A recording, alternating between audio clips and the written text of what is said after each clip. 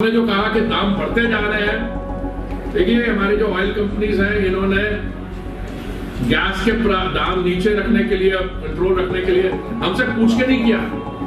ये they are good corporate citizen, इसलिए किया, मुझसे नहीं पूछ, मेरी बात नहीं मानते।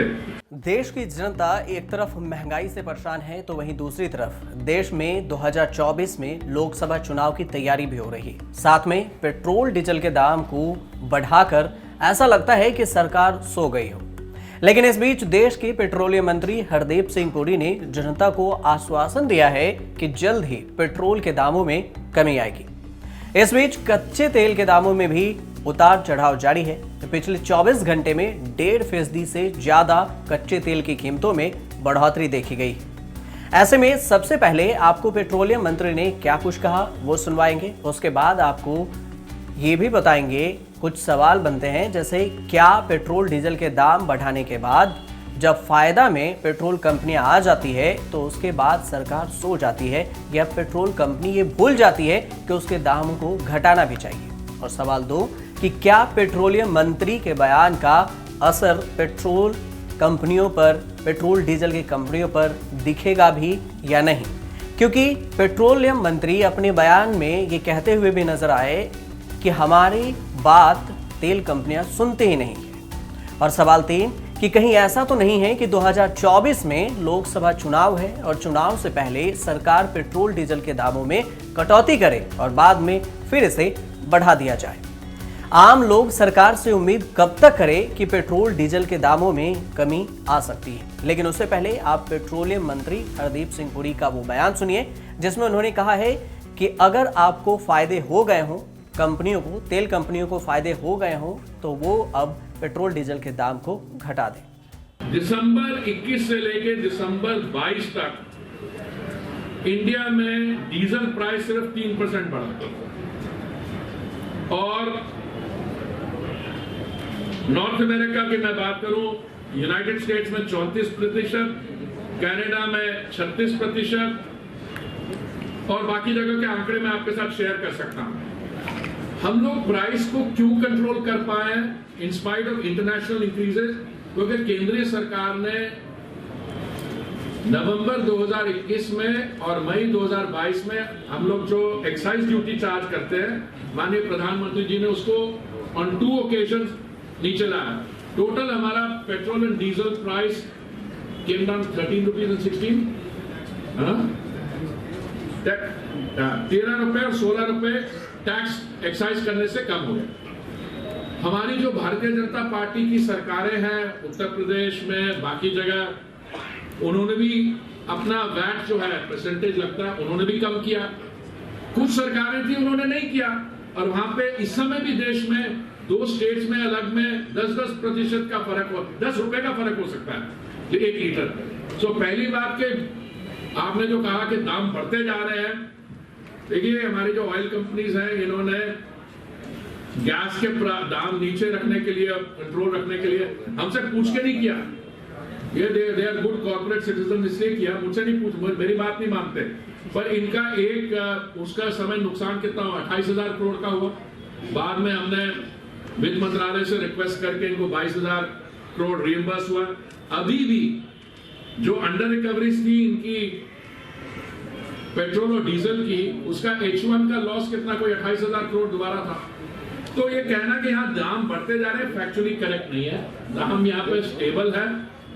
मैं तो इनसे ये रिक्वेस्ट करूंगा कि आने वाले समय में अगर इंटरनेशनल प्राइसेस कंट्रोल में रहे तो अगर इनके अंडर रिकवरी। केंद्रीय पेट्रोलियम मंत्री हरदीप सिंह पुरी 22 जनवरी को उत्तर प्रदेश के वाराणसी में एक कार्यक्रम के दौरान ये बात कही है। हरदीप पुरी का मानना है कि लागत के अनुरूप कीमतें नहीं बढ़ने से पब्लिक सेक्टर की तीनों तेल कंपनियों IOC, BPCL और HCL कंपनियों को काफी नुकसान उठाना पड़ा। इन कंपनियों ने पिछले साल कहा था कि उन्हें भारी नुकसान उठाना पड़ रहा है, इसलिए पेट्रोल डीजल की कीमतों को बढ़ाया गया। पुरी ने यह जानकारी देते हुए यह भी कहा कि कंपनियों ने खुद ही यह तय कर लिया था कि कीमतें बढ़ानी चाहिए। कीमतें स्थिर रखने के लिए चालू वित्त वर्ष की पिछले 6 माही में इन कंपनियों को कुल 21,201 करोड़ से ज्यादा का घाटा हुआ था। ये तेल कंपनियों का कहना है जो सरकार ने डेटा बताया है। पिछले कुछ महीने से कच्चे तेल की कीमतें गिरने से कंपनियों पर दबाव कुछ कम हुआ है, लेकिन उन्होंने पिछले कुछ नुकसान की भरपाई के लिए पेट्रोल डीजल की कीमतें में कोई कटौती नहीं की है। अंतर्राष्ट्रीय बाजार में कच्चे तेल के भाव लगातार बढ़ और चढ़ रहे हैं और उतर भी रहे हैं। पिछले ट्रेंडिंग सेशन में तेल कंपनियों में 1.5% से ज्यादा का इजाफा देखने को मिला। तो क्या ऐसे में पेट्रोल और डीजल के भाव में तेजी देखने को मिल सकती है? हालांकि 23 जनवरी के सुबह 11 बजे तक तेल कंपनियों ने अपने वेबसाइट पर इसकी जानकारी नहीं दी कि तेल की कीमत में बढ़ोतरी हो सकती है या दाम फिलहाल स्थिर रहेगा। हर दिन सुबह 6 बजे पेट्रोल और डीजल की कीमतों को अपडेट किया जाता है। देश की ऑयल मार्केटिंग कंपनियां पेट्रोल और डीजल की कीमतों को अपडेट करती है और उसके बाद लोगों को पेट्रोल और डीजल के ताजा भाव के बारे में पता चलता है। पेट्रोल और डीजल के दाम में excise duty, dealer commission, VAT और अन्य चीजें जोड़ने के बाद इसका दाम मूल भाव से लगभग 2 गुना हो जाता है। यही कारण है कि पेट्रोल डीजल आम पब्लिक को इतना महंगा पड़ता है। और अंत में सवाल ये कि कहीं ऐसा तो नहीं कि 2024 में लोकसभा चुनाव है और चुनाव से पहले सरकार पेट्रोल डीजल के दामों में कटौती करे और बाद में फिर इसे बढ़ा दे। अक्सर चुनाव से पहले ऐसा देखा जाता है कि चुनाव के वक्त में पेट्रोल डीजल की कीमतें स्थिर हो जाती है या कम हो जाती हैं। इसलिए इस बार भी उम्मीद यही है कि सरकार चाहे वोट बैंक के कारण हो या फिर किसी और वजह से, लेकिन चाहेगी कि चुनाव से पहले पेट्रोल और डीजल की कीमतें स्थिर रहें। आम लोग सरकार से उम्मीद कब तक करें कि पेट्रोल डीजल के दामों में कमी आ सकती है? इस सवाल के जवाब में फिलहाल सरकार ने ऐसा कोई भी ऐलान नहीं किया है और ना ही कोई तारीख दी है कि हाँ, इस तारीख को पेट्रोल डीजल में की कीमतों में कमी आ जाएगी। इसलिए जैसे अब तक जनता परेशानी के हालात में भी खामोश रहती है और बस ये उम्मीद में रहती है कि सरकार जब चाहे पेट्रोल के दाम कम करे या फिर बढ़ाए, तो इस बार भी आपको ऐसे ही करना पड़ेगा। अब इस साल 9 राज्यों में विधानसभा चुनाव होने हैं, जिसमें त्रिपुरा, मेघालय और नागालैंड के विधानसभा चुनाव की तारीखों का ऐलान कर दिया गया है। त्रिपुरा में 16 फरवरी को मतदान होगा, मेघालय और नागालैंड में 27 फरवरी को वोटिंग होगी। सभी राज्यों के नेताओं का ऐलान 2 मार्च को होगा, जबकि कर्नाटक, मध्य प्रदेश, मिजोरम, राजस्थान, छत्तीसगढ़, तेलंगाना में भी इस साल के अंत तक चुनाव होने हैं। इन चुनाव को 2024 के लोकसभा चुनाव के सेमीफाइनल के तौर पर भी देखा जा रहा है। तेल की कीमत में बड़ा हिस्सा टैक्स का भी होता है। जब आप 100 रुपए का पेट्रोल लेते हैं तो उसमें 52 रुपए टैक्स के रूप में सरकार की जेब में जाता है।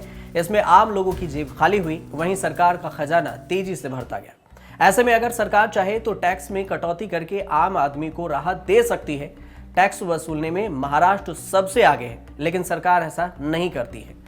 अगर तेल की कीमतों पर पेट्रोल डीजल की कीमतें किस पर निर्भर करती है, इसकी बात करें तो 4 बातों पर पेट्रोल डीजल की कीमतें निर्भर करती है।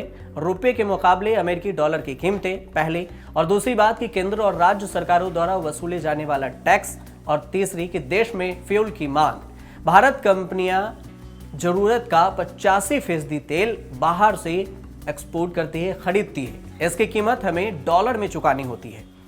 ऐसे में ही कच्चे तेल की कीमत बढ़ने और डॉलर के मजबूत होने से पेट्रोल डीजल महंगे होने लगते हैं। कच्चा तेल बैरल में आता है और 1 बैरल यानी कि 159 लीटर कच्चा तेल होता है। आप देखते रहिए न्यूज़ तक।